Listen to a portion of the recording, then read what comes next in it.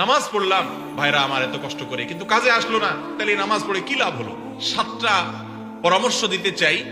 এগুলো যদি অ্যাপ্লাই করা যায়, এগুলো যদি প্রয়োগ করা যায়, এই দিকগুলো যদি খেয়াল রাখা যায়, ইনশাআল্লাহ নামাজের মধ্যে মনোযোগ ধরে রাখা সম্ভব হবে। নাম্বার 1, নামাজের জন্য যথাযথভাবে প্রস্তুতি গ্রহণ করা।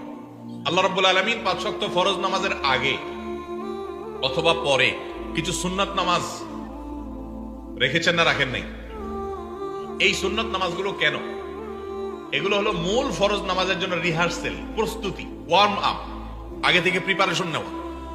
তো নামাজের জন্য প্রস্তুতিটা যদি ঠিকঠাক মতো হয়, সুন্দরভাবে হয়, ইনশাআল্লাহ নামাজে মনোযোগ ধরে রাখা যাবে।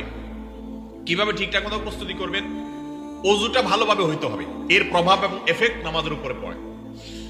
নামাজের আগে যে আমরা ওযু করি, এই ওযুটা যদি সুন্দর হয় তাহলে নামাজের মধ্যে মনোযোগ